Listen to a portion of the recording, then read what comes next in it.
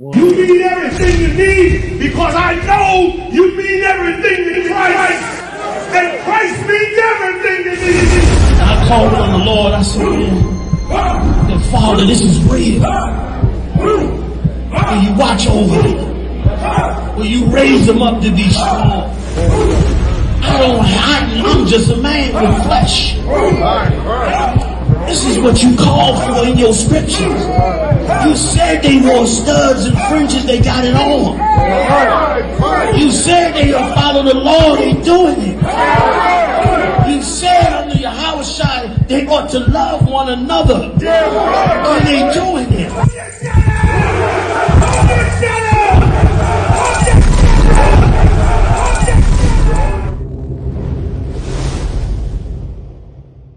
We're in front of the Israeli School, Universal Practical Knowledge, the Philadelphia Division, here at 3226 Cheltenham Avenue in Philadelphia. We're standing in front of the school right now, getting a description of the 12 tribe sign that's been painted by one of the brothers that was in the school: Judah, Benjamin, Levi, Simeon, Zebulun, Ephraim, Manasseh, Gad, Reuben, Naphtali, Asher, Issachar. Those are the 12 tribes of Israel.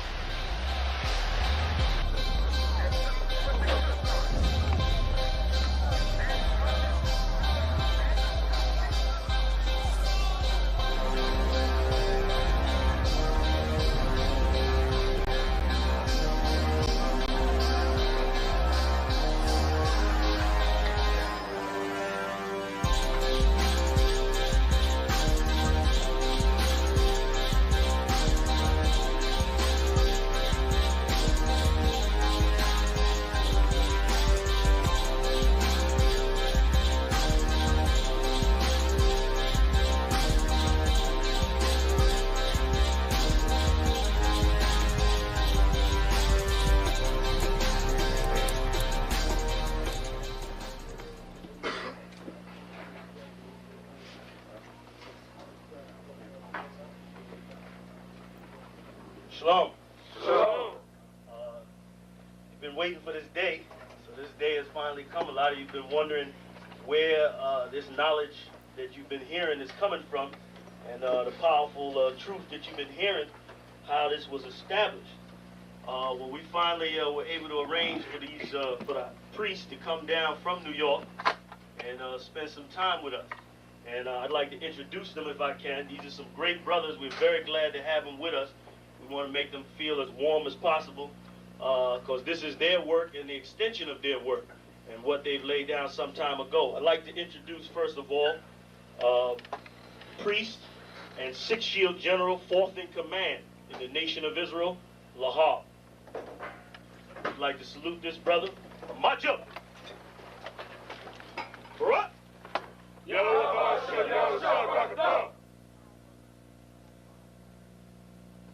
Yeshabim, which means sit.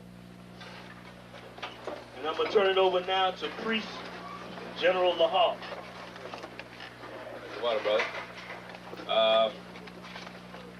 I'd like to say this, starting off, we're very impressed at your school here, and we're very impressed to see that the brothers and sisters in Philadelphia think enough of the Most High and the Bible and the truth and your nationality to be a part of this, because most of the brothers and sisters are running from the truth.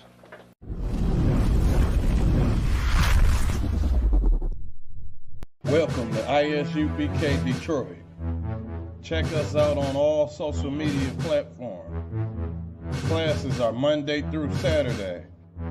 Monday is the history class from 7 to 9 p.m. Tuesday is scripture breakdown. Wednesday is biblical law class.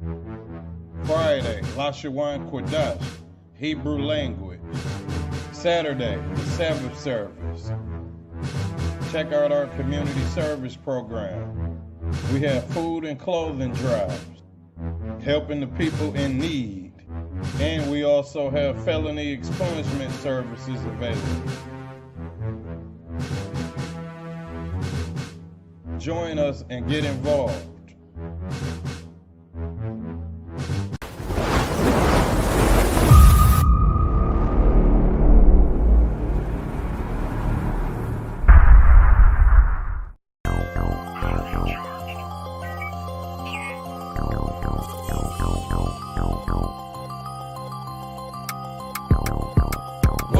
West, one West. That's who we are, nigga. One West, one West. So who is y'all, nigga? One West, one West. We want it all, nigga. That's who we are, nigga. So who is y'all, nigga? One West, one West. That's who we are, nigga. One West, one West. So who is y'all, niggas? One West, one West. We want it all, nigga. That's who we are, nigga. So who is y'all, niggas? UPK soldiers got them killers with me. And I don't fuck with every spot cause it's too iffy. Real motherfucking prophet cause the Lord with me. But don't get that shit twisted, I got Drake's with me.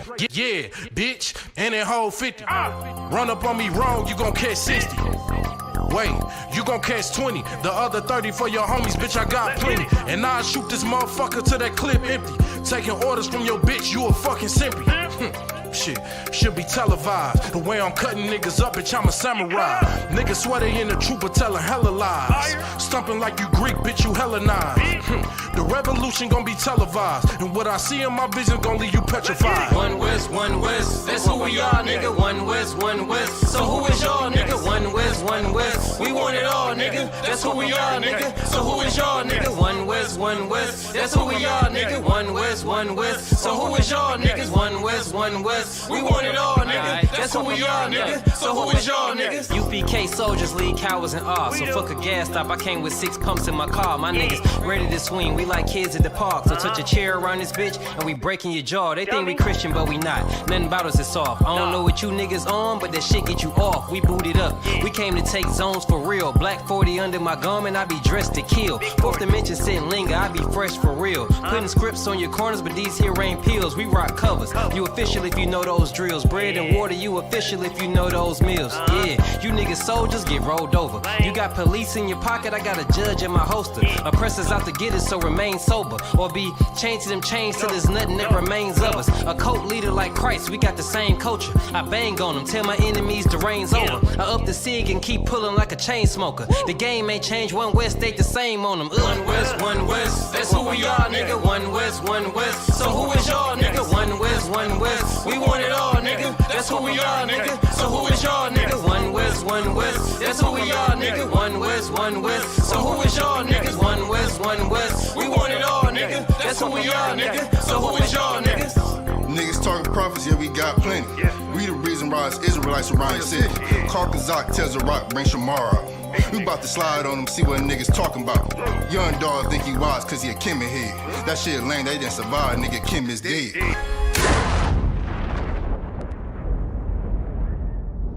Where I'm from, little nigga, is a dirty game. I pledge allegiance to Yahweh, bitch, I'm UPK. Huh, nigga, let's talk bodies. Set up on your corner, wake up everybody.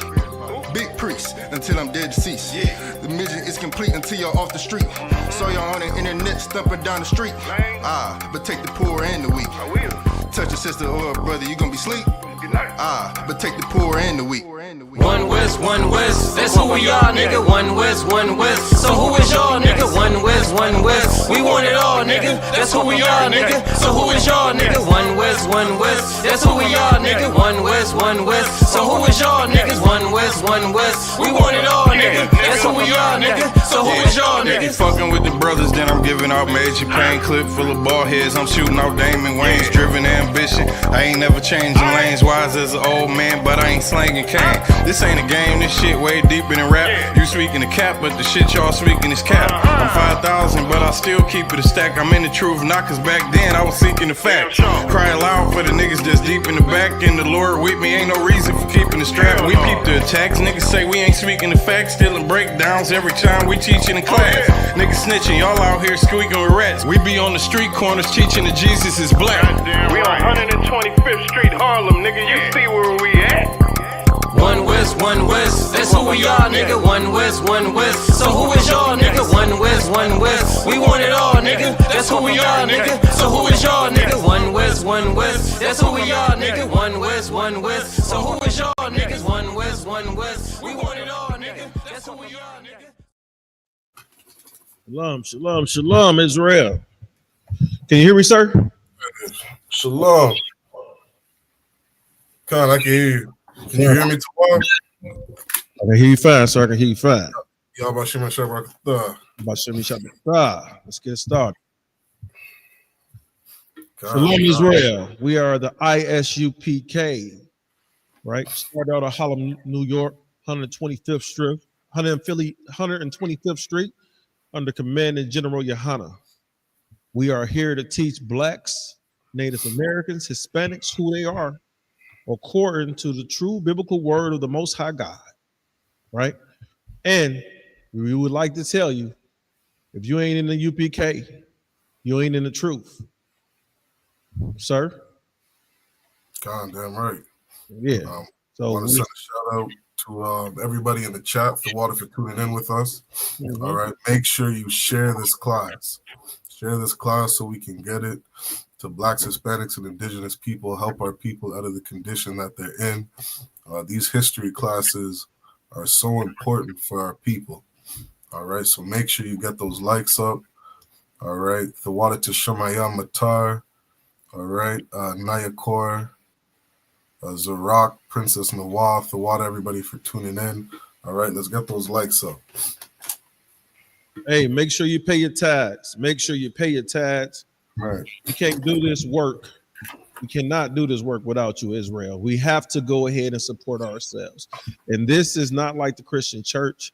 You ain't got to worry about some pastor going out getting Bentleys and all type of scantily clad women with your money. We use this to do food drives, clothing drives. We do things for our community. We got expungement programs. You heard in the intro. We take care of our people. We love our people. The thing about it is we are considered a hate group because we love our people, right? And I was just thinking about it, sir, is that if you love a baby, right? If you love a baby, you protect that baby, right? That's right. And in order to protect that baby, you got to protect that baby from individuals that want to do harm to that baby. That's and what you protecting that baby from individuals that want to do harm to it is some people you might have to not like. It might be some people you got to hate, but you know that's not the class today. Our class today is our people, the history of black hair. Right. One of my biggest issues, brother, especially, you know, out of wine, one of my biggest issues with my sisters is I just can't approach a sister that got blonde hair. I can't do it. I don't care if it's blonde braids, if it's blonde, whatever, you know, a bob or whatever, you know what I'm saying? Some cornrow. I can't. You know, and the sister might be gorgeous. It's just something in my spirit that, you know, and it's just me. This ain't, you know, it's just me. It's just something that I can't see why or understand why, you know, she want to look like the oppressor's daughter. She want to look like the oppressor's daughter. You know, what another thing that I see is that we got a lot of our sisters, and I'm not bashing on, look, sisters, I'm not bashing on y'all tonight. Not at all, but y'all spend so much money in this hair care industry. All right. I kind of wish I would have got in touch with Captain Tazariak a little earlier. And because, you know, he got a hair care product that's growing women's hair, that's growing men's hair. You see, he just started growing his braids, I want to say 4 months ago. Remember, Cap had the low cut with the waves. You know, now Cap, he the old Cap with the braids. Look, think about this. 4 months, he sported the braids, man. And I'm like, dang. I wish I'd have had hair care products. I'm about them now. I'm about to get some now. I'm about to get some. You know, I'm planning on having my hair long and glorious. If I could, Abawan, please. You know, under that thing you were saying about, you know, seeing sisters with blonde hair. Mm-hmm. You know, something I saw, it was a couple of years ago, and it's stuck with me ever since. Because growing up, you know, in my family, how would I say it? It was in my family that you always kind of looked down upon someone in the family if they dated outside their race. You know what I mean? Like, if your sister or your cousin saw you with a snow bunny, you're gonna say something about it. You know what I mean? So that's just something that was just kind of the culture I grew up in. And so it was a couple years ago, and I'm a young man in the truth. I'm driving down the road, and I see a brother with what looks like to me a snow bunny. Because from the back is just blonde hair. The sister must have bleached her skin so much or had so much makeup on, whatever it was, but from the back, I thought it was a snow bunny. And as I passed, as I'm driving past, I turn around and I'm like, God damn, that's a sister. You know what I mean? And so, God, yeah. So I resonate with you, you know what I mean? And like seeing that, it hit me so hard because I'm like, for one, I'm looking at it like, damn, there's another brother with a snow bunny. And then I go past and I'm like, oh, good night. This is what's kind of becoming of our sisters. And you know what's so heavy about that? You see a brother with an Easter bunny, and you see a brother with an Easter bunny, you be like, what's wrong with this cat? What's wrong with this cat? Right? But you gotta understand is that Judah a wild man. Judah, let me say this so I won't be so offensive. Judah loved the I can't find a word to say it, but Judah loved the women that sells themselves. I'll put it like that. Judah loved the loose and the scantily clad and the streetwalker. Right? I heard Snoop once said he don't love them though, but at the same time, the brothers, yes, they do love them because. And the reason why I say that they love them is because, they look what's going on in the world nowadays when you got these, partially dressed women talk about they on Facebook, talk about they can't find no man, right? You've been on Facebook naked for 2 years, sis. Throw a coat on, see what happened. Put a shirt on. Stop being naked, right? You naked, you got your blonde hair out, you know what I'm saying? You're trying to look like the oppressor's daughter, right? You're trying to act like her because we know who is the true loose woman in this world, right? We know who be giving it up for the Lolos, right? I don't know about some other people but when I went to college, I didn't go to one college like some people did and finish, their degree there. I was lost. So I was hopping colleges in and out of state. And, I didn't get on the snow bunnies, but I seen my fair share of them trying to get on any brother. And I was afraid of them because I've always learned that they'll say something to you. They'll get with you. And then next thing you know, it's a rape charge. You know what I'm saying? So I was always afraid of them in college. Then when I see my sisters with the hair, especially when they got some glorious hair, right? Y'all sisters, y'all gotta understand, y'all got, and I mean Black, Native American, Hispanic women, my sisters, the 12 tribes, my sisters, y'all women got some glorious hair. You got people that are jealous of your hair. It was I cannot remember the sister name, but she said that what's the guy that he used to do the nighttime show? He owned all the cars. He owned, I don't remember his name, but Solange that's Beyonce's sister. Said they was at a get together and the dude just walked up on her and touched her hair like, is this a wig? Because her hair was so glorious, right? He couldn't believe that this was real. You think about our hair stand up, reach out to the sun. I can put a braid up like that, it'll stay up. Right? It'll stay up. Our hair can be puffed out this big, and then you put some water on it and get curly and do all type of things. You know what I'm saying? All right, we could do different things with our hair, right? And with us being able to do different things with our hair, these other nations are envious of us. Proof is, remember Colin Kaepernick?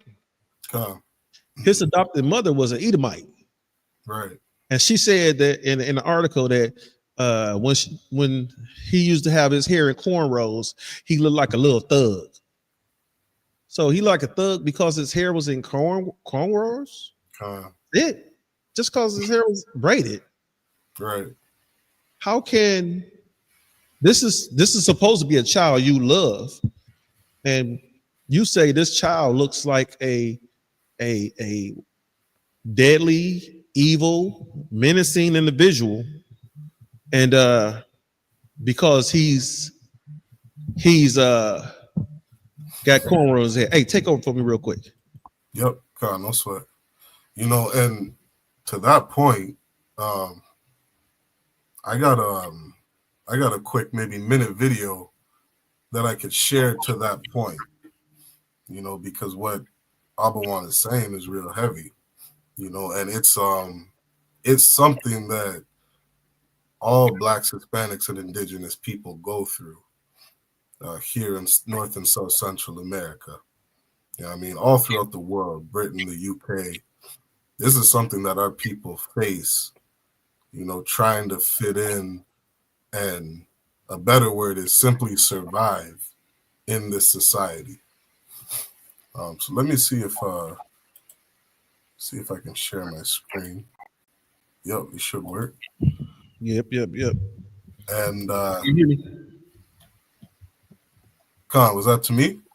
Yeah, I had to turn the mic back on. I had a call from one of the brothers, Salaki. Yep. No sweat. So I got just a quick video on that point that you were saying. We're not going to go through the whole thing, just maybe a minute, you know, just to kind of touch on what it is you're saying. That was a really heavy point. Can you share it? I click share. Picture in window. We can hit the I might have to hit the 3. I see it popped up away. You see it? Okay, Con. Yeah, I got rid of it. I brought it back up. So what I'll do is I'll set it up over there. All right, no sweat. So can you hear me, sir? Yep, Con, I can hear you. I got a mic over here. So this is the video you got right there. Yep, that's it. Right at the timestamp that I'm at. On you. Okay, Con. Make this full screen. Braids and dreadlocks. Tell us about Afro hair. Black students at the prestigious Pretoria High School for Girls protested a clause that banned wide cornrows, braids, and dreadlocks. There's an online petition demanding that Beyonce and Jay-Z do something about their daughter Blue Ivy's hair. One commentator said, quote, no child whose mom spends thousands on her hair monthly should live life looking like a sheep. Right now, school administrators say the girl's hair is a problem and it needs to be straightened or she'll get... Salakia, you see Whoopi Goldberg up there with braids, right? God. Whoopi Goldberg up there with dreads. And she's saying that Beyonce and Jay-Z, we don't promote the lifestyle that Beyonce and Jay-Z lives, right? We don't promote the things that they do, but understand this is that regardless of what they did with their daughter's hair was natural, right? Whoopi Goldberg, who's also not being, accepted because she got dreadlocks. Mm-hmm. She said this baby hair looked like a sheep, right? So this baby got hair like Christ, like our King. And you shine in this baby because this baby has hair like our King. What you don't understand, sir, I don't know, I'm not saying you personally, but what we don't understand as Blacks, Native American, and Hispanics is that these people don't like us, and they try to find a reason not to like us. One of the biggest things that black hair, afros and cornrows and box braids was a sign of rebellion, especially in the corporate world, right? It was if you talk to a few brothers that's in the school, and you have what's that job places that had to come out.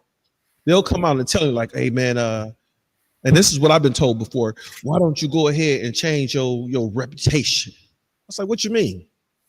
You know, what people think of you as. I was like, explain. You need to get. I'm not understanding you, and I'm playing dumb on purpose because I want you to say you don't like me. You don't like me because of my hair. Because once you say you don't like me because of my hair, I can hit the Crown Act. Right? I had a Crown Act. And I have all the lawyers I want up in this individual, and I no longer have to work no more, right?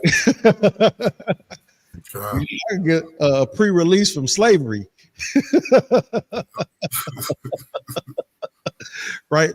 But understand why was our hair why was our hair a threat to our oppressor? You ever ask yourself that? Why is our hair a threat to our oppressor? And the reason why our hair is a threat to our oppressor because during slavery, we use our hair to communicate, right? We used our hair to smuggle in and out things that we need to help us, right? We use our hair to smuggle what was that? Seeds for planting, weapons, knives. We use our hair to smuggle things. We use our hair as maps to go from one place to another. You'll have a hairstyle. If you had like winding braids on your hair, it'd be like a representation of a mountainous land. You have like Bantu knots, it'd be a representation of this, right? If you have hair with beads in it, it'd be like representation of mountains and things of that nature, right? So I just wanted to say that. She said this baby hair looked like a sheep, and she got dreadlocks. She following the customs of another nation. Yeah, Salakia, sir. I just had to say that. That's heavy. That's heavy.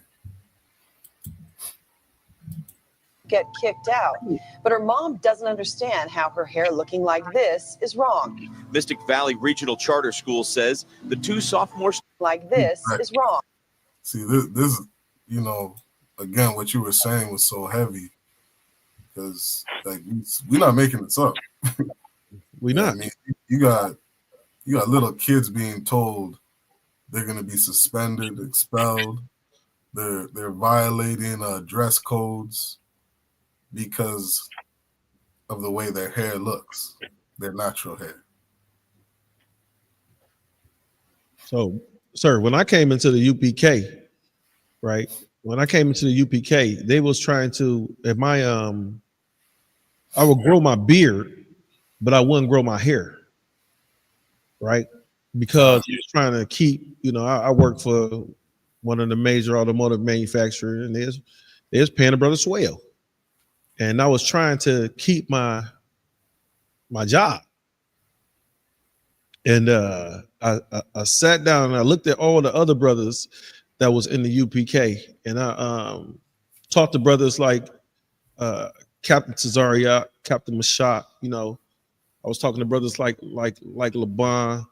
These brothers had at the time these brothers had some braids, and they was in corporate world, right? And that's when I discovered the Crown Act, right? Because these brothers gave me that information.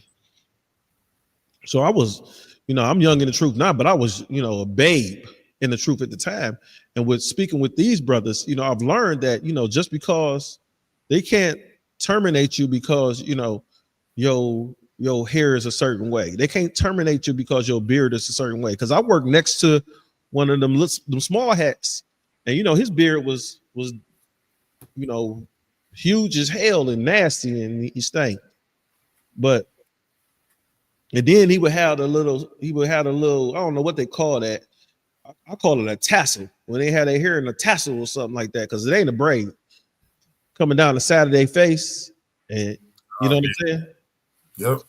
When he would come into work on Fridays, that's when, he would have his little hat on. He would have that little tassels coming down, and he would have his whatever they call that worship crap they put on. right? He would have that on because he was going to do whatever after he left the job. And especially on days like, in the wintertime, they was already, dressed up like that when they came in because by the time we leave work, it's dark. Right. But at the same time is with his hair being like that, they never spoke down on him about his hair.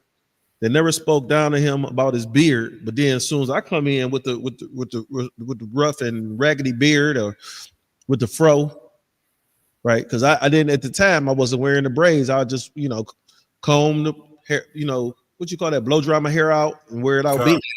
Yep. Yeah. God. Yeah, I remember, I think I was around the 7th grade when I first started growing out my hair. And I grew my hair out up until, I think I was like 18, 19. And I remember the reason I cut my hair, I was living in Florida, cleaning pools. I was one of those pool boys. And as I was starting my business, I remember saying, these people in Florida, like specifically these white people in Florida, they're not going to take me seriously unless I cut my hair and I look more professional. And it's like, I always look back and it's like, before being in the truth, I was always thinking like, where did I get this idea that I couldn't just wear my natural hair? You know what I mean? Yep. It was just natural to know that I had to look a certain way in order to appease these white people. Now, I'm gonna ask you a question, sir. Come on. I'm gonna ask you a question, right?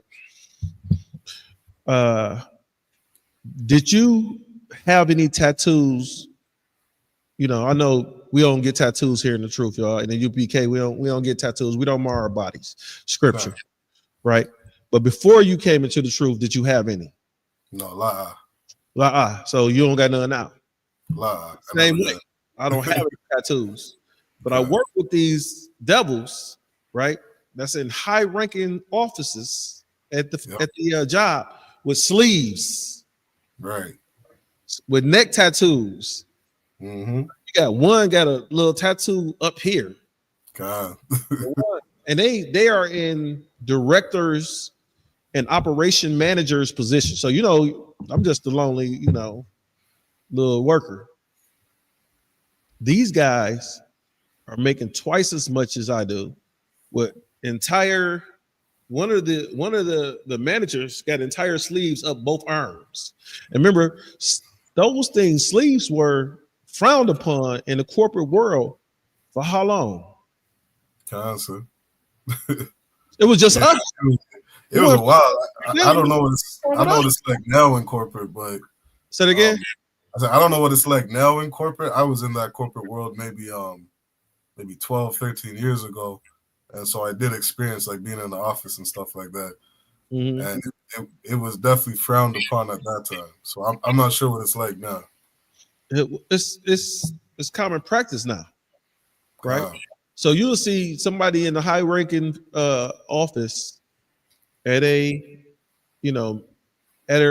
corporation job. I don't want to say any particular names, but I ain't trying to get nobody no clout, none of that.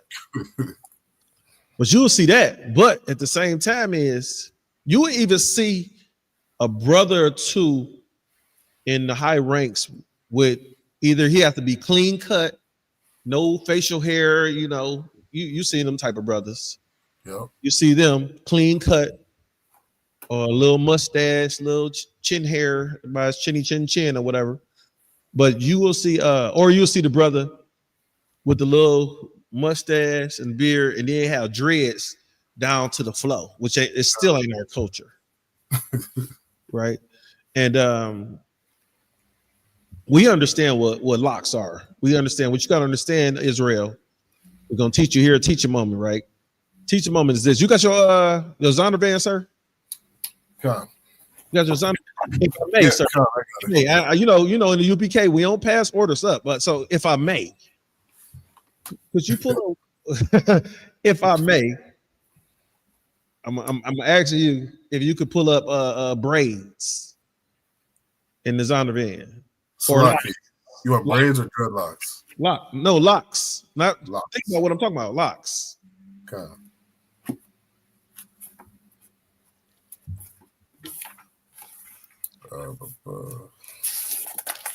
So Israel, what we're trying to tell you is that this right here is considered a lock, right? And what you can do with a lock is you can lock it and you can then unlock it. God, I got it right here. Please. Yep. This is in the Zondervan's Bible Dictionary. It says the definition of a lock or locks, a mechanical device for fastening. Oh, Salakia. You can do that one first because it's going to break down, and when you go to the next one, it's going to break it down. Does it keep going? Here we go. I just got to go down to the second definition. So it says, in reference to the hair of the head, it says locks renders several different Hebrew words and numbers. The term indicates the unshorn and disheveled locks of the Nazarite. In Judges, the braided locks of the Nazarite. The braided locks. The braided locks. The water, sir. Yep. The braided locks. Understand, Israel, that you can, with a lock, you can lock a lock and you can unlock a lock, right? Dreadlocks were not our culture, right? We didn't dreadlock our hair. You know what I'm saying? Now, we took well care of our hair. I got an article, sir, if I may. I got an article that I would like to present. I'm not going to present it on the screen. I'm just going to read it. And it talks about us and different stash. Like, this is cornrows. If I may, sir, are you about to bring out something? No, you too about. Okay, cool. This is cornrows and the transatlantic slave trade, right? This is a article from Afro Curly Hair Coach. It says the standard beauty fashions are constantly changing, but a style has remained ageless. One of such is the cornrow. Cornrows date back to 3000 BC. Now understand, where was we at in 3000 BC? We was under the oppression of the Egyptians. We was under the oppression of them Africans, right? So the cornrows date back to 3000 BC with the origin of Africa. Look at this: Sudan, Ethiopia, Egypt, Eritrea, and also the western coast of Africa. Also is home to most diversity, which cut across culture lines, geographically, language, music, and arts. Today, this eye-catching style, think about this. This is the cornrow that we've always, these are the locks, right? It's a difference, Israel. Now, these sisters gonna know this. These sisters gonna know this, Israel. Bruh, y'all brothers, y'all got to know. There's a difference, and I just learned this, you know, a couple weeks ago. It's a difference between cornrows and box braids, right? So cornrows are the braids that run to the scalp. You know, usually when you get the braid to the back, sir. Right. Yeah, and then box braids is like the individuals. How you get the braid like individuals. You see like Kazakh. Most of the time when he wears his hair in individuals. A lot of times when you see he got longer hair. So when you see a lot of brothers start off with cornrows, because with them having shorter hair, you have to braid the hair to the scalp. And then you got brothers and sisters that get the box braids because they got longer hair, right? You know, they've been growing their hair longer, or their hair grows faster. So you'll see, you know, I finally got me a little individual right there. You know, I got a couple of them, about 7, 8 of them. but I wore the cornrows for a long time. Okay. Right? And it says today the eye matching style has gone across the border. Cornrows. Now, this is the braids to the scalp. Cornrows have become indispensably to the world of beauty, hair, and fashion. It is a style that can be worn on its own, or as a flat base, or as an attachment of wigs, weaves, and crochets. This is how important it has become. So you know that a lot of women, they braid their hair in cornrows and then they crochet or latch hook, right? And the only reason why I know this because I got, one ex-wife and my daughters, they do hair. So what I was planning on doing before was open up a hair shop, right? If one of them was to get licensed, I was going to open up a shop, let them run it under the licenses. So I had to learn about these different hair, and I didn't know that, I was figuring it was braids or not. You braids or, a bob. I didn't know how many hairstyles these sisters was rocking, and they rocking them heavy, right? It says, but we tend to not remember its history and the beautiful culture that was the progenitor of the hairstyle. Black culture has gifted us with the iconic laid-back hairstyle, but it isn't a tale that looks as ravishing as the hairstyle itself. It is one of the survival tendencies and of faith. It is Slovakia. In the spirit of Black History Month, it is essential to remain ourselves of all many contributions of Black history and culture has added to the society and beauty in the world, no exceptions. The list is endless, from natural hair dye, blah, blah, blah. I'm not going through that crap. That's nothing. Right here. Cornrows were made for the tight texture, curly, coolie hair.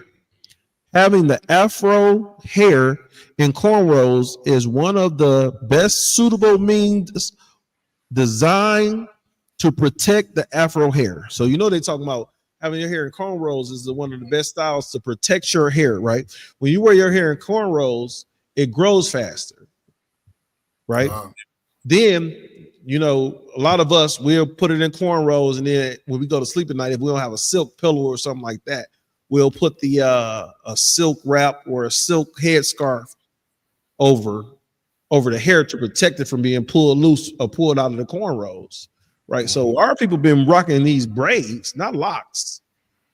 We've been rocking these cornrows for a long time now, right?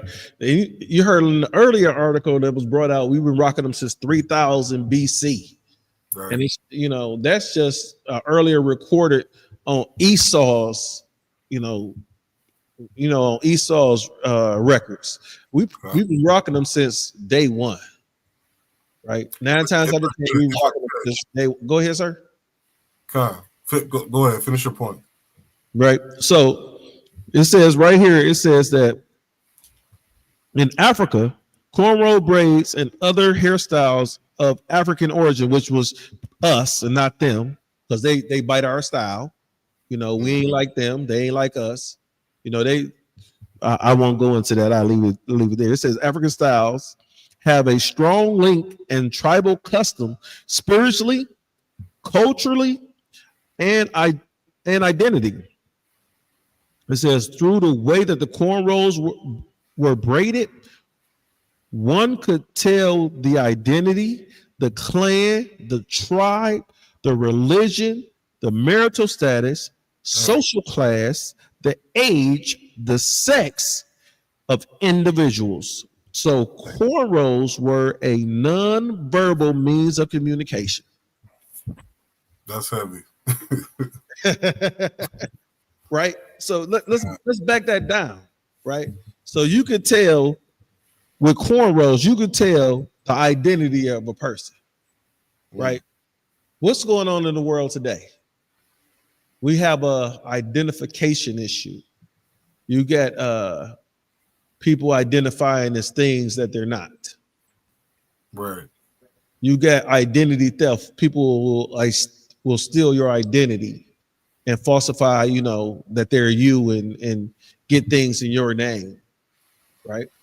So with your hair being braided a certain way, it was to identify you. It's similar to how we have our staffs with our registration on them. You've seen that, right? I was almost thinking like a fingerprint. Like matter of fact, that's even deeper. Fingerprint, right? Then it says it could tell your marital status from the way your hair braided, from the cornrows, right? So I guess I would have to assume, I don't know this for sure, I have to look into it, that there were certain hairstyles, certain styles of cornrows that married individuals would have. Right. It was certain hairstyles that a married woman, it was certain styles of cornrows that a married woman wouldn't wear because that was for her sister that wasn't married. She had to wear her hair that way to let her know, hey, I need a man. Salakia. You see what I'm saying? Yeah, even better. That's a whole Facebook profile. Yeah. You got the age, sex, marital status, picture. Like what's so heavy about that? Because his sisters got back into that.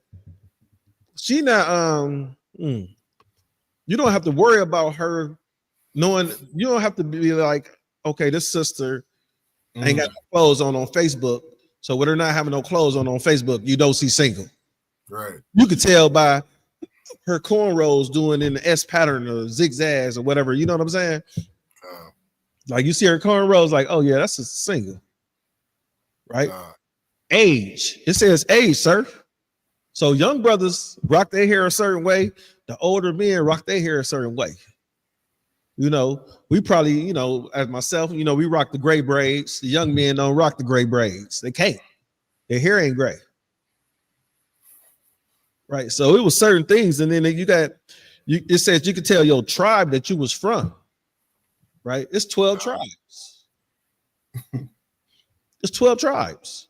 You can tell your tribes you was what tribe you was from.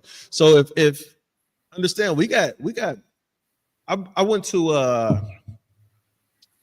Acapulco, and this a couple years ago. I spent like 6 days in Mexico City, in Mexico, and then I spent like another 4 days in Acapulco. Then I spent 2 days in Acapulco.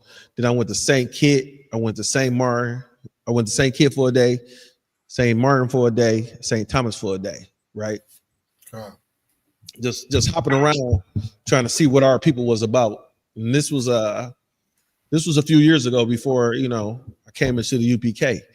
And one of the things that I seen down there, I seen brothers, you know, dark brothers like me and yourself, you know, with the good sheep hair, right? With the sheep hair that, you know, spoke with the Spanish of that culture, right? They were from there.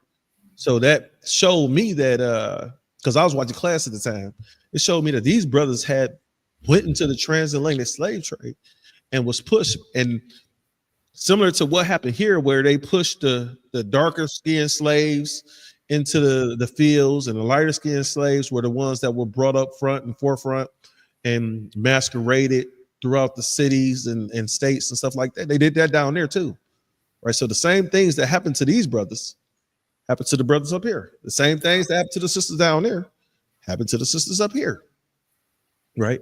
And you will see them with their cornrows. It was like nothing you've never seen before. Like, and when I seen their hair, I'm talking to these brothers because they were bilingual. I'm like, man, your hair flat in the mud, blah, blah, blah, blah, blah. You know, I got the little bitty cornrows, you know, look like stitches. right? These brothers got, I'm talking about elaborate patterns that like pyramids. It looked like their hair was talking. It looked like their hair was sending a message. And I didn't understand that until we started to, I started to research for this class today. I was like, dang, that's what I was seeing. I had no clue. Yeah, sir. So it was eye-opening. Right? So look, social class.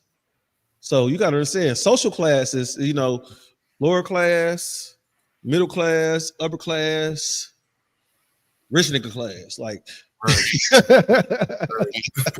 right. So you can tell your social class through your cornrows. Right. So you gotta look at it like, wow.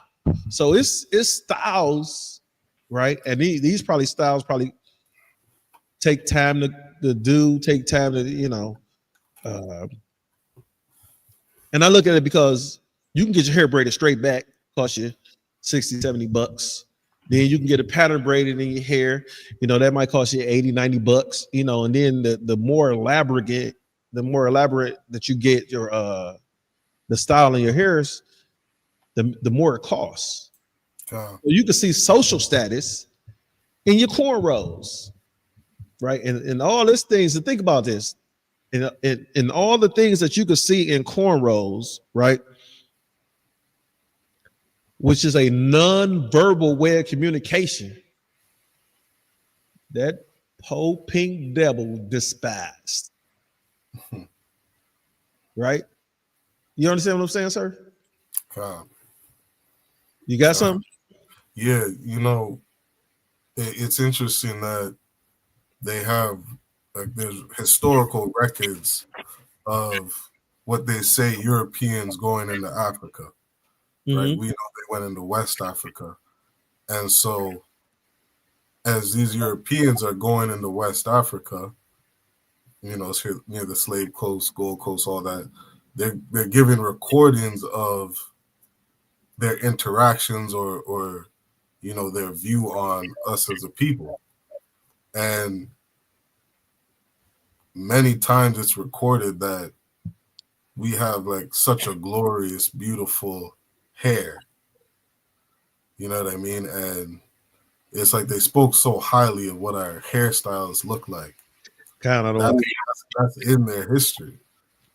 And so they go from speaking on how beautiful our hair looks to bringing us into slavery and letting us know how disgusting and foul and vile they think our hair is, to try to beat us down as a people. That's jealousy. God, absolutely. That's jealousy.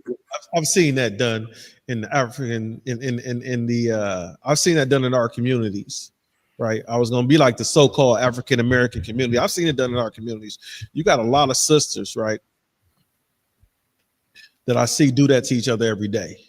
What's so heavy about us brothers in the UPK, sir, is that we'll have you and I walk out and have the same hookup on, same outfit on, same shirt on. You know what I'm saying? We'll get out, see each other, and love each other. Like, yeah, we got the same outfit on, the twins. You know what I'm saying? And then sisters will see each other and be in the bar or the club or something with the same dress and despise their sister. They had the same hairstyle and despise their sister because they got the same hairstyle. Why despise her? Because you got this same hairstyle when you paid your little $400-$500 the same way she paid hers. Right? Hair. Salakia, I gotta say something to that. Like, and this is a side note, but this is the value in polygamy. Because when you have a society that's polygamous, you don't have sisters fighting with each other. No, you don't have a need to fight with each other. You don't got a need to fight over a man. You know what I mean? You can share your man. That's not a problem. Polygamy solves that problem. But Salaki, for cutting you off. You know what? I'm gonna say some things that just to commentate what you just said, sir. What you got to understand is that you got in the world, I'm not talking about these sisters in the UPK, y'all, some beautiful, wonderful sisters under Commander General Yohana, and he has raised these sisters up correctly. But what you got to understand, there's some sisters in the world, right? And it was a term it's a term in the world called sad chick. You know, it's a sad, B word.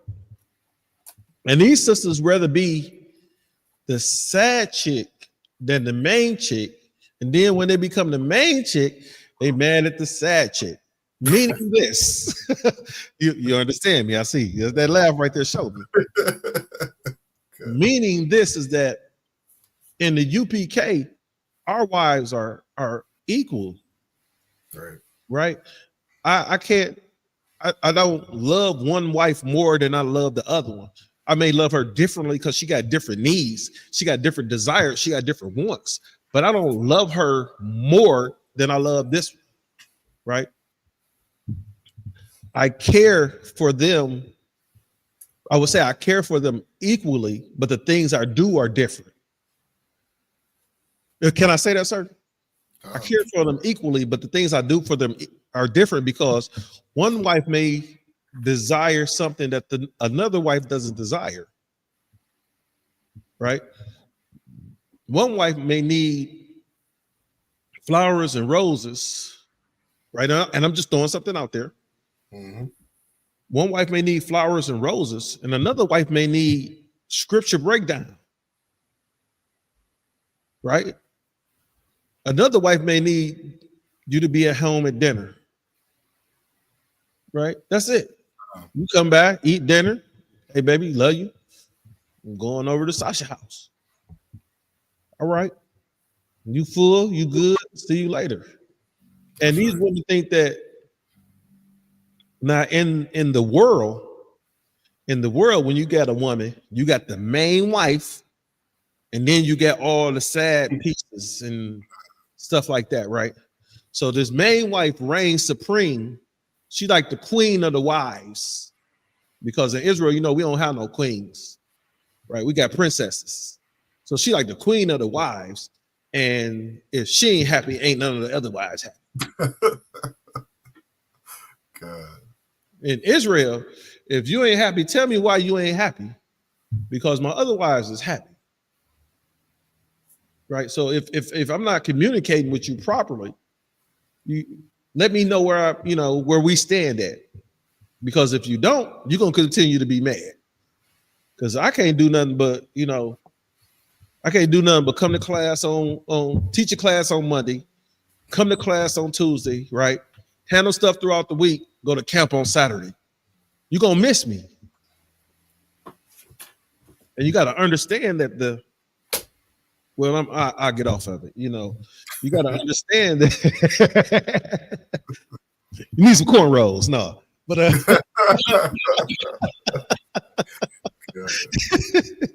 right. One wife might wear her hair in a bob, the other wife might wear her hair in braids. Me, I love me some braids, right? So when I see a sister in some braids, I'm like, oh man, let me back down. Let's see what this sister about. But like we were saying, when I see a sister, it's a chick at my job, and all the guys be hooing and howling over her. Every time I see her, she got blonde hair in her head, and I think it's disgusting. Right. I think it's disgusting. All our brothers be like, hey man, you see her? She don't walk in here like this. I'm like, dude, she got blonde hair. She got blonde hair. That's disgusting to me. Right? Do we got any comments in the chats? A couple brothers checking in. Yabashim Shabrak Thad, Officer Awadia, Radapia. Salakia. I'll say, my lord. Oh, that's right. What's going on, Awadia? And then we got brother Trooper Radapia, and sister. That's right.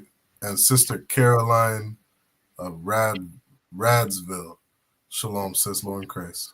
Shalom. Yahweh Shemar Lataba Yahweh Shemar Lataba Shem Yashai. Sis.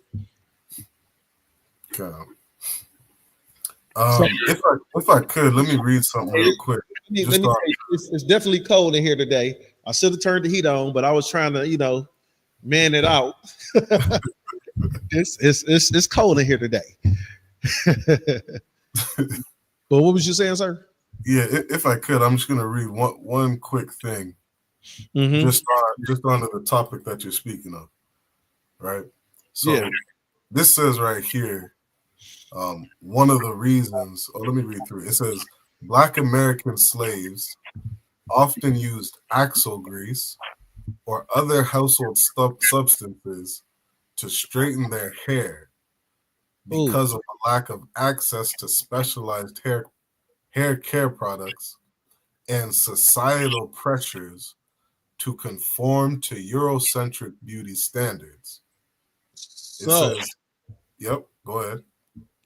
No, Salakia, sir. I didn't mean to cut you off. No sweat. This is all under the topic of what you're saying.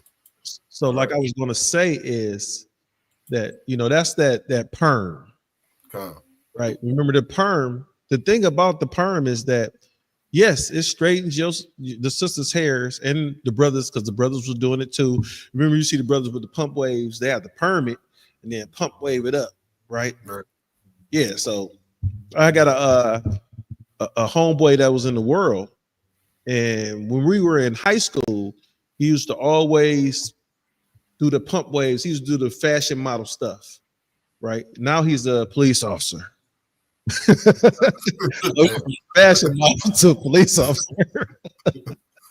Salakia. But and he's bald because all those chemicals that he was putting in his body, on his head. And you got sisters that are infertile now because they was using that perm, and mama put the perm on their head at 12, 13, 14 years old because she didn't want to go ahead and put that hot pressing comb them naps out, right? Glorious. If I could, go please. It says in Ezekiel, I believe it's the book of Ezekiel 35 and 25. Want me grab it? Come on, let me. So I don't quote. Let me get the right one. Well, why you grabbing that, sir? Yep. We was talking about how the braids are art. And it says it's right here in this article right here. This is the same article I've been reading. It said the braiding patterns were a piece of art intercepting the hairstyles, be it cornrows or braids, was a major facet of the typical, and they say African society, but that was our society. That wasn't African society. But they like to call us Africans because they're trying to get us to relate to them stanky ass Hamites. Right. So it says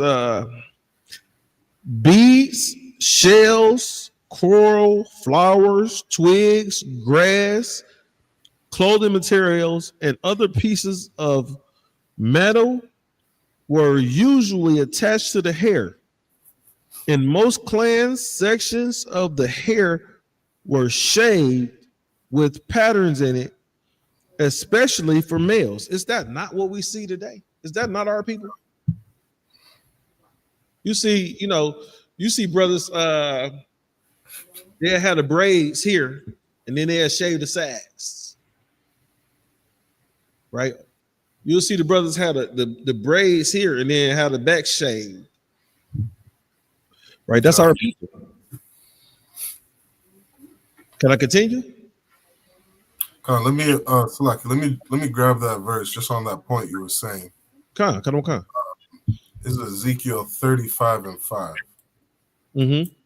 Right. It says, because thou hast had a perpetual hatred.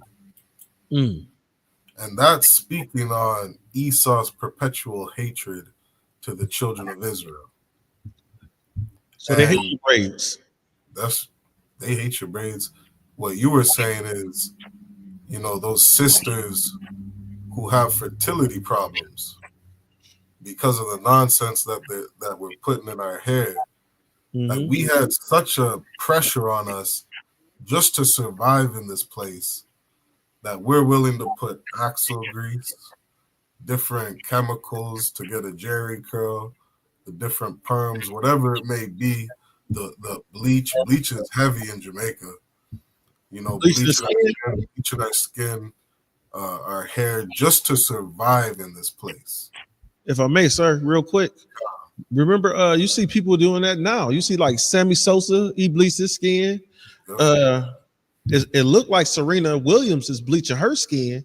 She was a beautiful woman. She was gorgeous. When her father was around, she was a beautiful woman, right?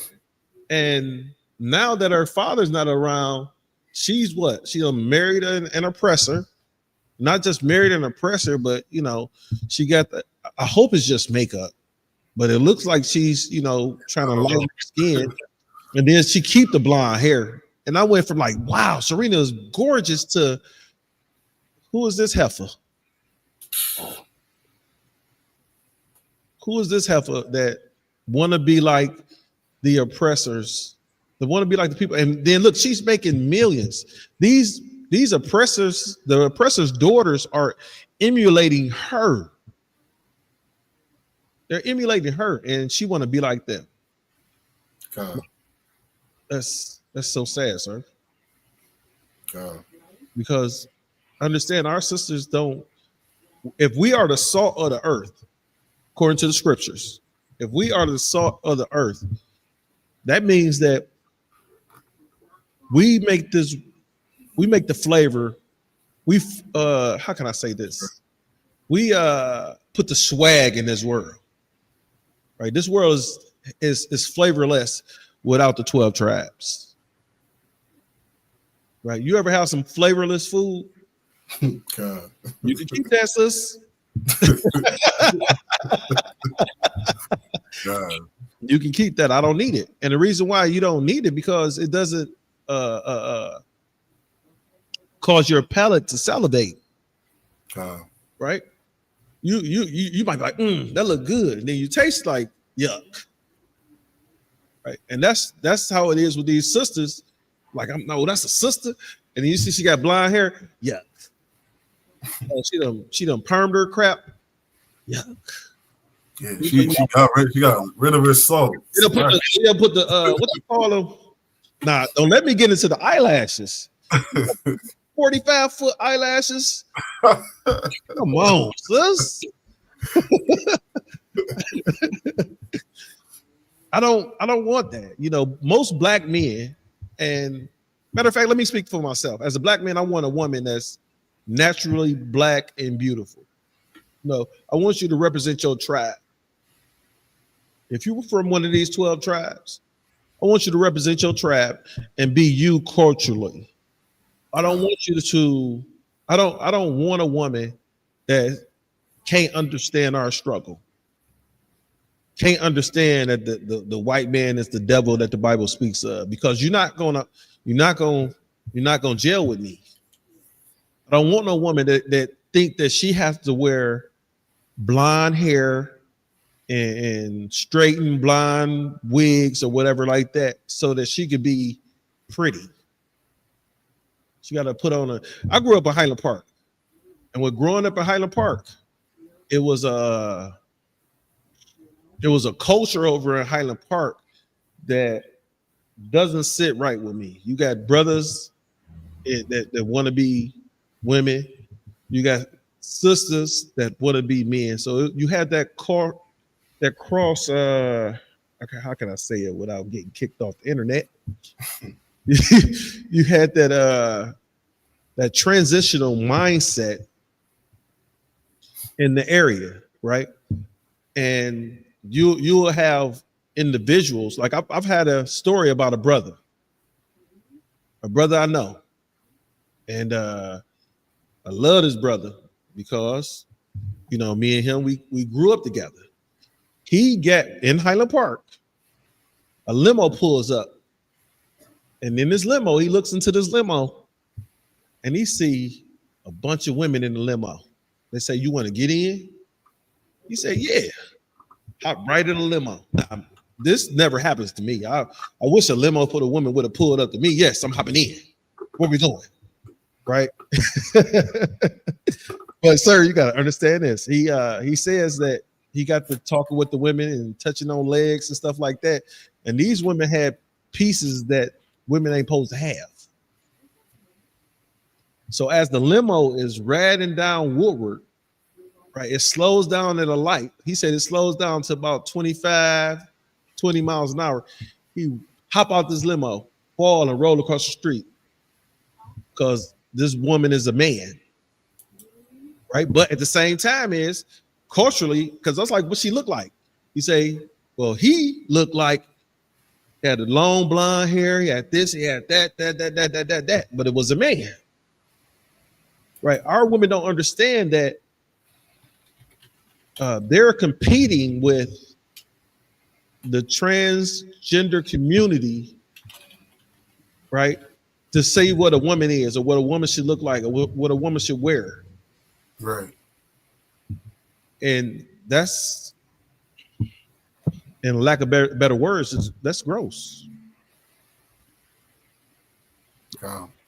Right. So he jumped out this car, damn near killed himself because he hopped in a transitional limo, right, and rolled out on Woodward and could have been hit. He could have been struck by a car passing. But that right there, that incident right there, like fractured this brother's mindset about real women. And I try to explain to him, you can't do that because those women weren't real women. Those weren't women. Those was men acting like they was women. Now, I thank God that I didn't get in that video.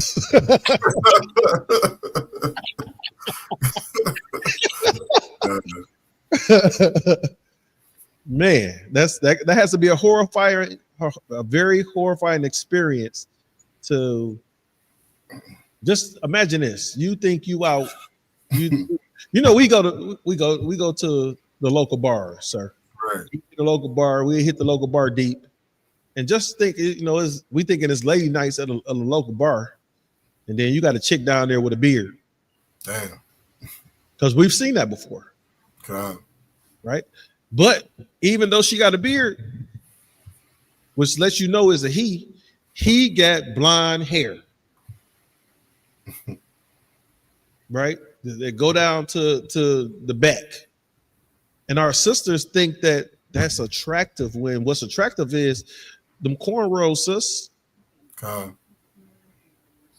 So let me pull up another little bit of this article, sir. Right here it says it was common sight and still is in many African societies to see the older members getting hair done. Hold on, the older members getting hair done for the younger ones. Mothers and elderly ladies made cornrow braids and other hairstyles for their children in family huts, taking the time to bond as well. Right. So understand is that when our sisters did the cornrows with one another, they used that as time to bond. They use that as time to pass down historical knowledge. Because think about it, majority of the time, the older women was doing the younger women's hair. Right. So with the older women's doing the younger women's hair, what they do? They sit there, chop it up to you. Even when the brothers get their hair done, right? We get the hair done. We sitting there, you know, you're a young brother. It's an older woman doing your hair. You chop it up. She's letting you know something. Now, when we become a man and you getting your hair done by these women, now you're counseling them, right? They have, what you think about such? What you think about, you know, I want to do this for my husband. What you think is such, right? They're looking for counsel from you, right? And all they're doing is doing what? Getting their hair braided. Well, you're getting your hair braided.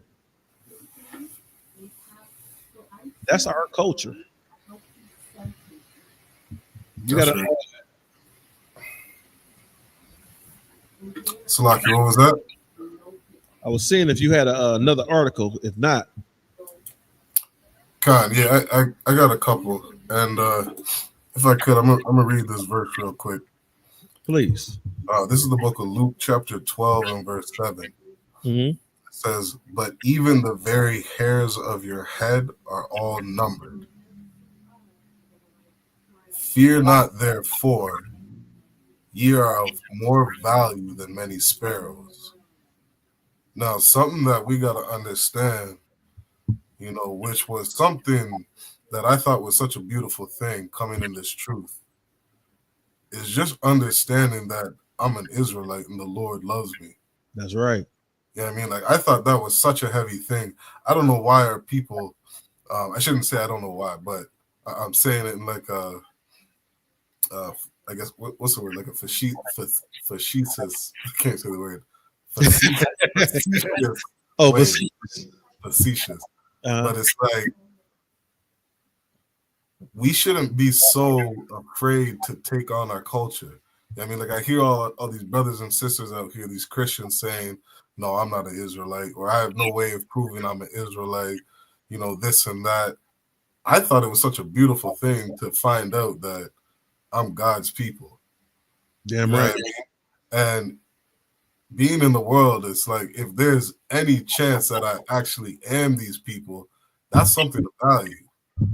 You know what I mean? And so verses like these, when it says, the Lord knows all the hairs on your head, you know what I mean? Like, every single one of them are numbered. Every single one of the hairs on your head means something to the Most High. And that's speaking to you, black man, Hispanic man, indigenous man. That's not everybody. To find out that you actually matter and you mean something to the Most High is a beautiful thing. And the way you're created, you know what I mean? You're a people that are above all people on the face of the earth. That's right. There is no greater hair than a black, Hispanic, or indigenous man's head. There's no greater hair than a black, indigenous, or Hispanic woman's head. Our hair is precious. Everything about us is precious. That's the way that the Lord created us. And he said that we're his favorite people. He has favorite sheep. He has a favorite land. You know what I mean? He has a favorite bird. But the children of Israel are his favorite. You understand? He created us a certain way. And that's something that we should value. You understand? And so that's all I wanted to say to that. And what you're saying is so heavy, sir, is because imagine, have you you've had a favorite this and a favorite that, right? Imagine being God's, the Most High God, the creator of all things, favorite people, right? Being his favorite people, right? Like I got I get multiple cars. You have a favorite car. You get multiple, whatever, multiple colors. You got a favorite color, right? You've had a couple different jobs. You got a favorite job, right? But you are the Most High God's favorite people. And when being the Most High God's favorite people, understands that you're going to be under a scrutiny that no one else is under. That's right. Yep. The Lord told you, Jacob, that, he gave his what is it? He said, I gave my laws unto you, Israel. He gave his laws unto you, right? Statutes and commandments unto you. So we have to follow these laws, statutes, and commandments. And understand this is that with us following these laws, statutes, commandments, we are the chosen people of the Most High God. So we shouldn't have to look like another people in order to gain grace, in order to what's it called? To gain worthiness, right? And like I said, I'm not trying to pick on the sisters tonight, sir, but tell me when the last time you seen a black man wear a white man hairstyle so that he can look good.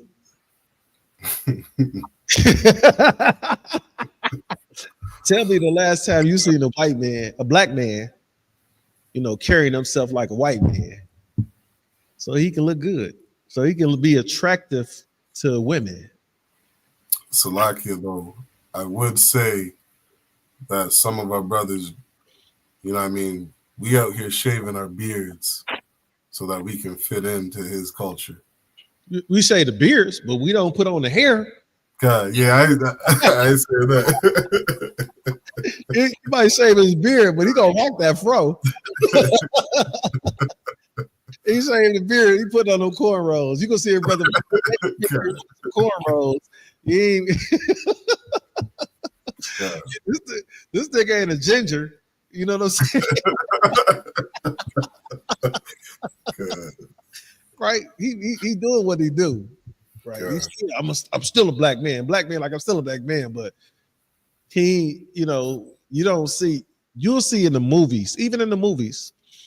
Like I watched this series about a black family, and they're a very prominent black family. I'll kick you the name of that later on. You might want to check it out. It's fire. Right, but you'll see the black men in there. You'll see them with the braids. You know, you'll see them with the you know, they're rock a fade. You know, but you know, majority of them in there rocking beards, unless they you got the brothers that don't like sisters in there. They don't rock beards in this show. Right? And with them not liking sisters, you're like, oh, okay, that's why, you know, he ain't got no beard. Cool. But majority of the brothers in this TV show, they rock either the beard or they rocking braids. Now here in the UPK, we rocking both. Get your swag on, Israel. You're an Israelite brother. And if you could grow that hair up top, go ahead and get your swag on. Right? You know, put them cornrows in your head. You know, go ahead, buy you some of that Captain Tazariak, that hair crack. And in 4 months, you're gonna have some braids. Somebody gonna twist you up. If you don't have a sister that's gonna twist you up, give me a call. I'll let you know a couple sisters that can twist your hair up real quick, get you fired. Right? My hair, I get my hair done by, you know, I got a couple of individuals that will do my hair. I got my favorite hairdoers, braiders. Right? Think about this. I got favorite braiders in the land of Israel. Right? Being a child of Israel, not in the land of Israel, being a child of the Most High God, you know, being one of the children of Israel, I have a favorite braider. Braid my hair the way that I want it to be done. Israel, get your favorite braider. Get your hair done.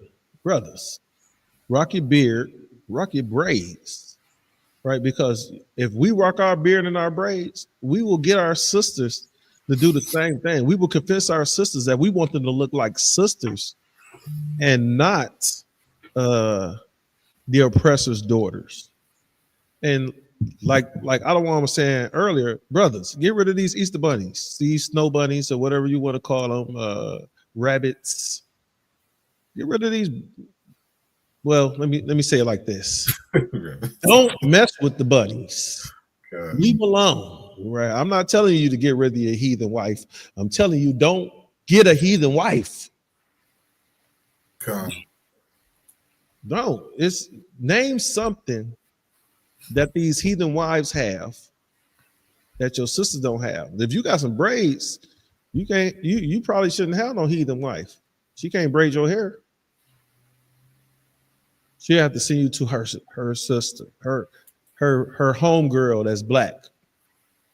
Right? Think about it. I'm gonna try to find that story, sir, where Kaepernick's mother said that, you know, that I spoke about earlier, that Kaepernick's mother said that, you know, he looked like a thug. She called her own son a thug. Her adopted son, right? Because think about what thug is.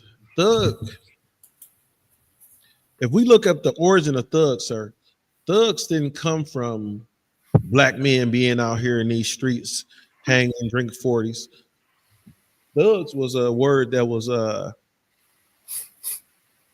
representative of the East Indian thief and robber.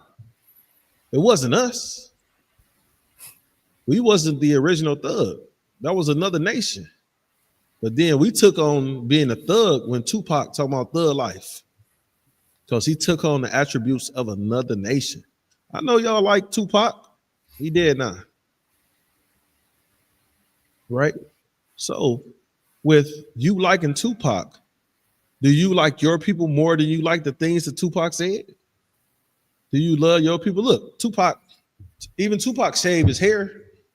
Think about it. He shaved his head and then he cut his beard. And Jada Pinkett loved him so much she developed alopecia. With a husband. Salaki. Right? Why she look like Tupac now though? That's crazy. Because you wouldn't think that, you know, if you go back to what's that? Isaiah 3:16. You go back there and then, you know, you start to read about our sisters having these scabs in their head, right? That's alopecia, scabs in your head, because you don't follow the law, statutes, and commandments of the Most High God. You can't. You got sisters that ain't got no edges because you don't follow the law, statutes, and commandments of the Most High God. We talking about hair here, y'all. We talking about hair, right? So like, if I could, please, if you could you grab Ecclesiasticus chapter 12 and verse 17. I gotta see if my Bible goes back that far. Yeah, that's in the Apocrypha. I wonder, Slaggy? I said I gotta see if my Bible go back that far. You say Ecclesiasticus verse 12 and what? Yeah, verse 17. And I want to read something because this is something important that our people got to understand. Mm-hmm. Right? I'm gonna read through this really quick and then let's get that verse. It says, where was it? It says, during slavery, right? Mm-hmm. It says, straighter hair was perceived as more acceptable or refined in the context of Eurocentric beauty ideals. These standards influenced enslaved individuals' attempts to conform for practical reasons, such as improving treatment or opportunities for less grueling work. Example, living inside of a home rather than in the fields. Now, like some of the things we've been bringing out in this history class, you know, we're kind of showing you some of the history behind our hair. You know what I mean? How beautiful our hair was, the different things that, you know, we were able to, the different information we were able to put into our styles and, you know what I mean? Just these different things. There was no greater hair than the Black, Hispanic, and Indigenous man. If I may say. Oh, Salakia, go ahead, please. Please, Salakia, sir. No, sorry, you good. And during times like slavery, it's like we threw away that beauty that we had because we're trying to survive. We're just trying to survive in this society. And that's something that, you know, is an important thing to understand, which is to have compassion on our people. Right? You were going to say something? Yeah. So what I was saying, sir, is that we, like you said, we're just trying to survive in this society. When our ancestors were on those ships heading over here trying to survive on that ship, would have been more valiant of our ancestors for them to, all right, we're going to fall down to our oppressors, or to set the ship on fire, right, and deal with the consequence of what happened with us being in this ocean, not knowing where we're going, and we set the ship on fire. And the reason why I say that is because, right, we in this land right now being oppressed, when we could have fought, right? You see, if you look at history, the Haitians fought. That's right. And guess what happened to them? Yeah, they got They'd their rather freedom. be poor. They'd rather be poor and free than oppressed. Damn right. The white man found another way to steal their artifacts from them, but they you know, the Haitians said we'll eat mud cakes. Think about it. We'll eat mud cakes instead of trying to take something from, you know, allow this oppressor to be over us, right? Our sisters and brothers have to understand that we will go into the UPK. These brothers are going to the wilderness if they have to. That's what they're about. We're about warfare. We'll go to war if we have to. Now, look here. We're not telling you to go ahead and try to fight against these ballistic missiles right now, right? It's a certain way you have to go into war with your oppressor. And you cannot go into war with your oppressor unless you follow the law, statutes, and commandments. Once you start following the law, statutes, and commandments, the Most High God will fight your battles for you. All you got to do is show up. Right? All you got to do is show up, sir. So I got the scripture. You want me to read it? Go ahead. So this is Ecclesiasticus in the Apocrypha, chapter 12 and verse 17. If adversaries come upon thee, thou shalt find him there. Slakia, thou shalt find him there first. Read that again. If adversaries come upon thee, thou shalt find him there first. What you were saying, Abawan, you know, about standing our ground, you know, and not bowing down to this oppressor is exactly the spirit we should be in. And we got to understand, like, that what this verse is saying is when we have issues and trials and adversaries, when we have problems in our life, these problems are because our oppressor is the devil that the Bible speaks of. You are going to find him there behind every problem that you have. Yes, sir.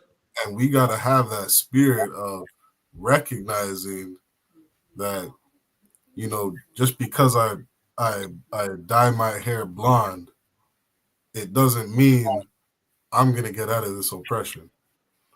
You got to understand that your issue is that there's this man in front of you that hates you. There's this person in front of you that is oppressing you. And we got to throw his ways away.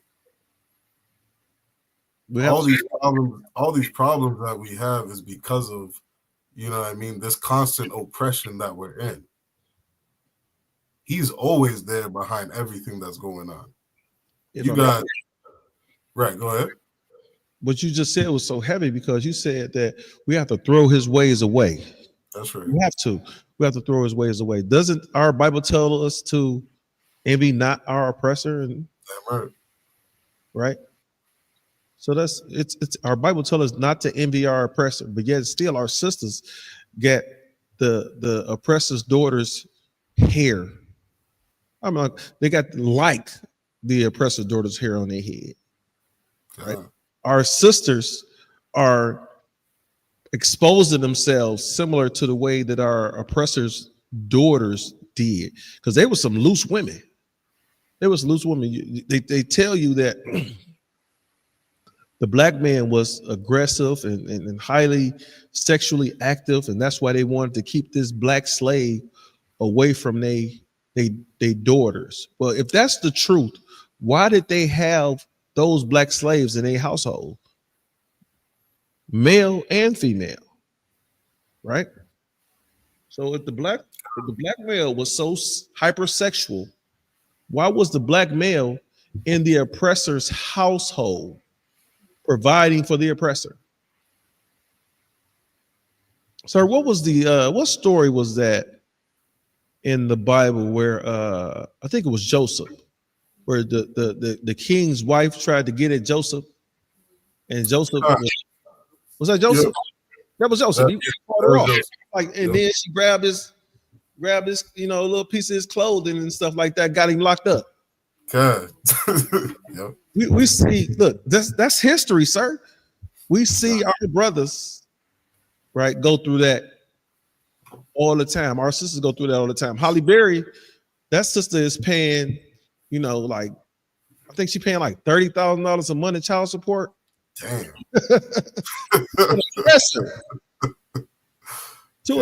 She paying $30,000 a month in child support. That's the basketball numbers. That's them hoopers get that when they marry these oppressor women, right? Because we envy the way of our oppressor. Black man, Native American man, Hispanic man, Black woman, Native American woman, Hispanic woman. Understand this is that our oppressor, he is not for us. What's the brothers got the song? Come on, they not like us. Kendrick Lamar.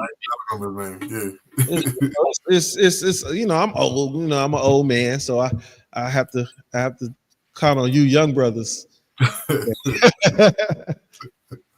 that know this stuff. They not like us, and with them not being like us, right? One is that they don't care for us. I don't want to brought out the scripture earlier. They have a perpetual hatred towards us, right? They think about this. How can you hate somebody hair? You got an individual that has perpetual hatred towards you because your hair stands up, because your hair shrink up, because your hair curly, because your hair can do things that their hair cannot do. Right? Our hair can be cultivated in a way that their hair can't.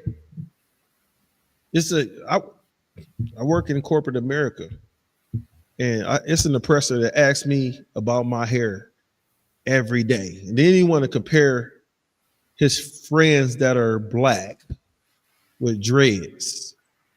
And I straight up tell him, like, their hair ain't like mine. Their hair is not like mine. They can't take the dreads down without cutting their hair. Salaki, if I could, like what you brought out, that thing of we used to put the rice seeds inside of our cornrows before we would lock it. You can't unlock a dreadlock like that.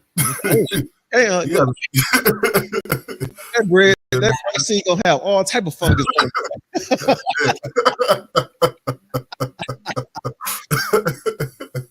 Think about this. We used to have you gotta have the weapons in your hair, right? Because think about it.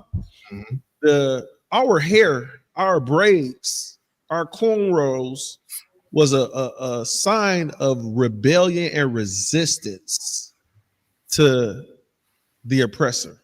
Right. It still is today. So my UPK brothers, rock your cornrows. The white man see that. He see it as a sign of resistance. He see it as a sign that you're not going to take on his culture. You're not going to take on the ways of his, what's this, the holidays. What's that, Amos 5:21? Yeah. You're not going to take on the ways of the oppressor. My brothers, keep resisting. Salaki, if I could, please. I do have part of an article on speaking on the resistance that we did during the 60s. I think it was the 50s and the 60s. You want to share it? Or you wanna... I can just read through it. I just read through some of it. All right. This is an article from CBC, and in this part of the article it says hair resistance, or hair as a resistance. It says by the 50s and the 60s, Black hair styles became an intrinsic part of major Black liberation movements. African Americans had grown frustrated with both the racism they were facing in society and the futility of their own efforts to try and fit in just to survive. Eventually, enough Black people said, "This isn't working.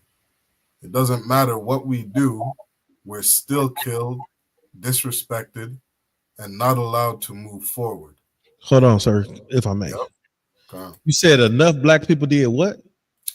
They said eventually enough black people said, this isn't working.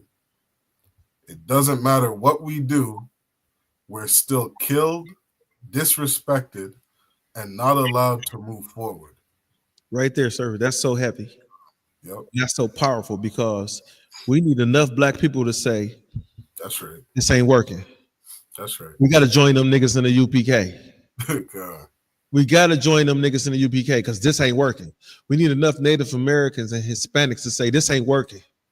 We got to join them niggas in the UPK because this ain't working. That's right. And get under the tutelage and the leadership of Commanding General Yohana. We'll show you how to make it work. Commanding General Yohana will show you how to make it work. Right? He will show you how to make it work. Salakia. So I just had to say that. No, you're right on point. The water.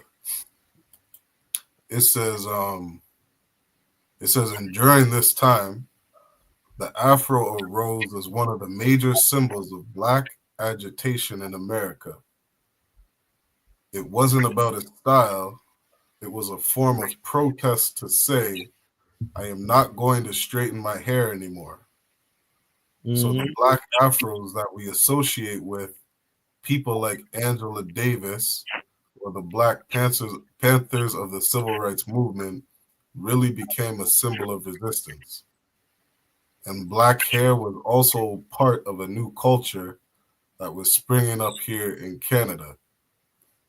Back in the early 1940s, Viola Desmond, a Canadian civil rights leader, started the first school of hairdressing of its kind in Nova Scotia. I'll drop that because I just wanted to read the part on, our hair being a form of resistance, like you said. Yeah. Our hair was a sign of us saying, hey, F you, devil. Now I use letters.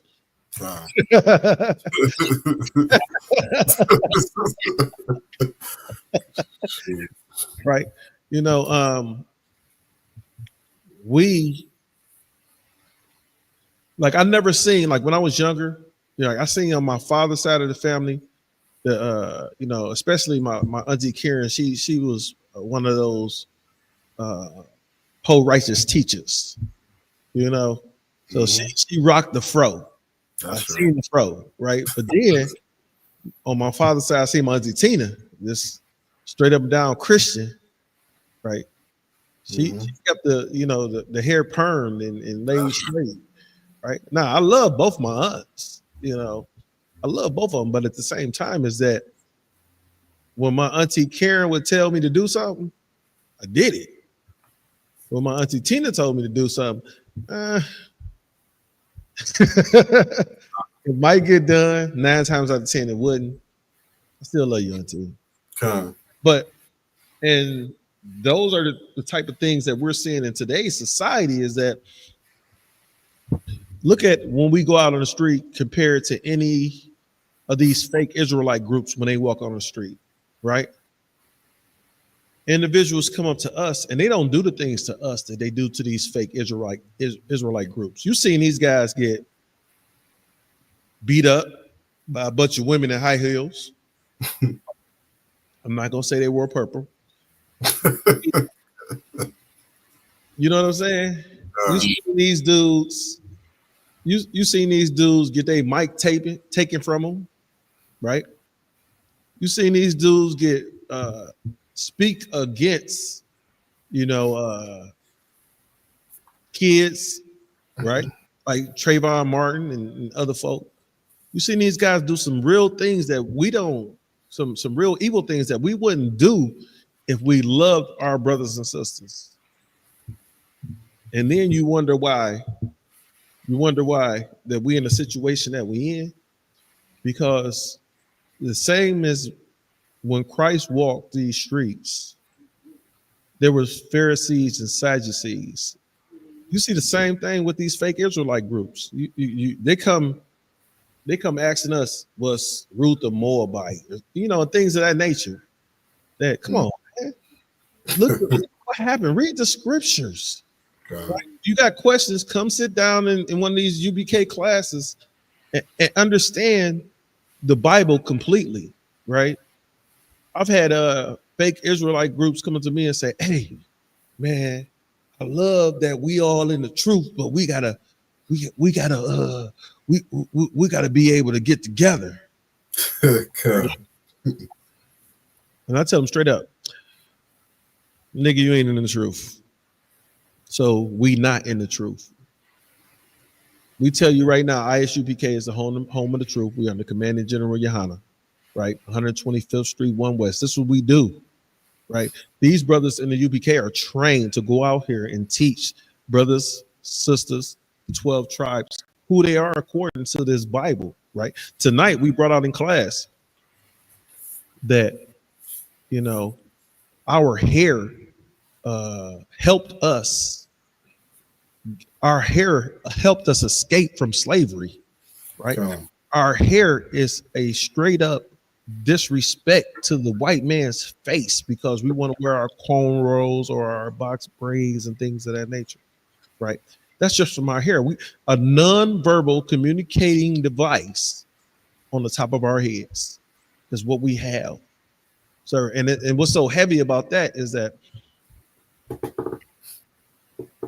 the individuals, the oppressors, that, like I said, the individuals that want to oppress us, they want us to straighten and dye and perm our hair, right? When naturally I can wash my hair, I can blow dry it, and I can do whatever I want to do to it. I can have a sister gonna come braid my hair and do whatever I want to do to it, right? She could put a message in the back of your hair, right? Just think about this. Think about this, sir. If we was to get into advertisement, we could advertise any facility, any what you call that, organization, just with our hair. God. Everybody can't do that. God. Everybody else will have to cut their hair, shave it, and then you have to cut or carve into their hair what organization they represent, right? We can braid UPK right in the top of our head, right? We can have a sister braid. I seen a sister, she had on the internet, she was braiding shields in the brother hair. It was fire. That's what's up. That was fire. What's up? Like my daughter, she braided hearts into my my youngest daughter hair, and I was amazed, like them hearts. And then I was like, take that out. They hearts to booties. Like, you almost got me for a minute. Like, no, my baby girl can't walk around with booties in her hair. Right. But what we have to understand is that what's that sister name? She made that song, I Am Not My Hair. Oh, I know what you're talking about. Yeah. Yes, you are. Nah. Not saying, look, Salakia to the brothers and sisters that you know, that's to the brothers especially, they ain't got no hair. Salakia. I know you got that male pattern baldness, and you know, we got some luxurious, you know, locks going on that we can unlock. Salakia, brother. But at the same time, if I was one of the brothers that did not have hair, I would still push my brothers like, man, rock your braids, because I ain't got them. You see what I'm saying? Bro, rock your braids, you know, do something fly with them. What's the brother in Chicago? Lamont out of Chicago. Yeah. He 5,000 out of Chicago. His braids be fly as hell every time you see him. God. His braids fly. He always rock individuals like Kazak. Braids fly as hell. Right. As a matter of fact, during the when they were scouting for the Midwest barbecue, I had brought him up here and showed him, was giving him some history on Highland Park and things like that, and what was going on in the neighborhood. And we had a good time. It was me, him, Shayawan, and they had another young brother with him. We had a great time up here. And understand is that all I wanted to do was show these brothers some brotherhood when they came to the city. And it's like, as soon as the brothers came up here, man, we linked up. It's like, what they say on Step Brothers, did we just become best friends? God, yeah. God. And now, every time we see each other, man, it's like we've been knowing each other 50 years. We've known each other 50 years. That's that brotherhood in the UPK. Yeah, right. And you can have the brotherhood, the sisterhood. I love it. It's nothing I would trade in this world for this brotherhood in the UPK, sir. But think about this. You and I, when we linked up, it was like, this my nigga now. Yeah. I think Salaki. I think I remember. That's I called Rocky Alla, and I was like, "Oh, you gonna like this brother?" I'm like, I gotta introduce you to Abuad. And I think my memory is, I guess that whole time frame of the Midwest Fire Barbecue, just getting ready for that weekend. It's like, that's my memory of first meeting Abuad. It's like we go into war together. You know what I mean? And then we gonna, sit back and enjoy like the labor of our works. And so that's like weekend. I worked my ass off that week. Man, I didn't get to enjoy none of the festivities. Damn. I got to enjoy. Remember, I was barbecuing. I was working with the brother out of Chicago, the big fella. I'm not gonna butcher his name. Right, but I was working with him out of Chicago, and LeBron got me. It was like, LeBron voice deep. It was, we gotta go get some. Like LeBron boys, hey, look, that's my brother. I've been knowing LeBron for almost 30 years, and even when I was in the world, the brother was an inspiration to me. When we was both in the world, he was an inspiration to me. He kept me out of a lot of trouble that I could have got in. He was like, now because he like the black Batman. He like the black Batman. Now you ain't supposed to be doing that. His voice so deep, man, raspy that right. Tough to imitate it, but like when I seen LeBron rocking his cornrows, God, I was like, F this job, I'm wearing it. Right. And the thing about it, I've been fired from like 3 jobs now because of my hair. But they won't never say it's because of my hair, because we got the Crown Act. So with us having a Crown Act, and that's probably something we should get into next week, is that with us having a Crown Act, they can't, black man, Native American man, Hispanic man, they can't fire you for your braids. They can't fire you for your beard, right? The things that are going on now allow us to rock our braids and our beards. So even if you're in the corporate world, right, you got your position in the corporate world, get some brothers up there, get some brothers behind you, and you can change this crap, right? But if you ain't got no brothers with you, you sitting in a facility where, you the lonely Negro. Like I'm in a facility where it's no other it's no other Negroes in my department. And I walk in there with the braids, with the beard, I'm telling I'm telling the maintenance managers, I'm telling the production managers, this is what you have to do in order to increase your OEE. For those people that don't know what OEE is, it's like overall effective and efficiency in manufacturing facility, right? So it's a combination of performance, availability, and quality. So the facility that I'm at, the OEE was trash. With the But the OEE being trash, it's my job to bring it up, right? Report straight to the director of engineering. And I'm in there with my cornrows. Today I got my box braids, right? I'm in there, you know, I got my, yes, I wore the button-up shirt, but at the same time, I got my UPK shirt on up under it. It just, right? Because we got to wear a collar shirt to work. That's it. When I find me a UPK shirt with a, you know, I already talked to Quatazar and I talked to Zarak. I don't find me a UPK shirt with a button with a collar on it. So I'm about to start rocking them to work. Right? If I could, please. So this, and you know what you're speaking on is something that we went through coming out of slavery in Egypt. You know, like we had brothers, we had some of our people who said, you know, we would rather be in slavery inside of Egypt, you know what I mean, than out here in this wilderness suffering, because they were okay with getting the crumbs of their slave master. You know, some of our people were okay living that way. And some of our sisters, you're going to go out and dye that blonde hair because you're okay trying to integrate into this society.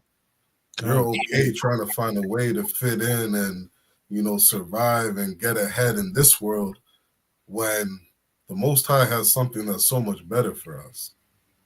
You know what I mean? He has something so much better for us than being a slave. Like I think it says in Isaiah, is Israel a servant? Is Israel a homeborn slave? Is Israel a servant? Sir, that right there is so fire. Is Israel a servant? A servant to who? God. A servant to who? They're God. You know what I mean? They're God. That white Jesus, that white supremacy, that you know what I mean? That serpent in the garden from the beginning. Because I could, sir, as you know already, there's scriptures in the Apocrypha that says if, and I'm paraphrasing, it says if they were to follow their God, leave them alone. Understand, Israel, if we follow the law, statutes, and commandments of the Most High God, these other folks got to leave us alone. If not, the Most High God will handle them for us, right? The Bible speaks as scriptures about making our enemies our footstool, right? The Bible, there are scriptures that tell our oppressors to not bother us as long as we are following the law, statutes, and commandments. But when you start to go against the law, statutes, and commandments and do things like Christmas, what else? What's coming up? We just passed what's the Thanksgiving? Yeah, we just Thanksgiving. We just passed Thanksgiving, the vote day, right? Election day, Halloween. Think about that. These are all the oppressors' holidays, and the reason why I put in, you know, election days because a lot of people got off on election days. They didn't have to go to slavery. I did.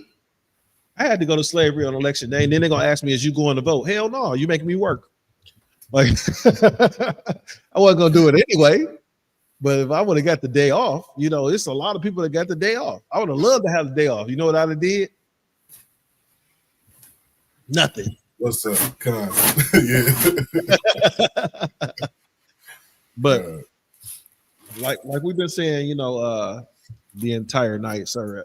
If you don't mind, sir, you know, I'm gonna say something then and you can close it out if I may. Yep. So with that scripture that you was bringing out, Ecclesiasticus 12 and 17, it's a little bit more to the end of it. It says that if adversaries come upon thee, thou shalt find him there first. That's right. And though he pretends to help thee, ye shall have undermined thee, right? So your oppressor act like he want to help you. He act like he want to be there for you. The Bible say his words are smoother than butter, right? It's smoother than butter. So when they come to me, it was like, you know, maybe you need to change your reputation, or maybe you need to think, how can you change so that these people will see you differently, right? All they was doing was looking at my hair. And that's what we've been talking about all night. The only reason was looking at my hair, trying to figure out if I was going to cut my hair for them. I was going to shave my beard for them. If I was going to round the edges of the corner of my beard for them, right? So when they see it like this, they already know it's, it's F you, devil. 2 letters. F you, devil. That's the phrase I got for them, right? Sir? Yep. You want to close this out, sir, and I go ahead and take care of that? No sweat. Yeah, that's heavy what you bringing that up. And again, the water for everybody who tuned in. Everybody, shout out to everybody in the chat. Again, make sure you like, share, subscribe. All right, get this truth out. Help push this truth out to our people so that we can get out of this captivity that we're in. All right, with that, I'm gonna say Yahba Shemel Shabrak Thumb to all the brothers. Yahweh Shamar, all the Thumb by Shemel Shah to all the sisters. All right, stay tuned into these classes. Make sure you're at Scripture Breakdown class tomorrow from 7 till 9 p.m. All right, Shalom, Israel.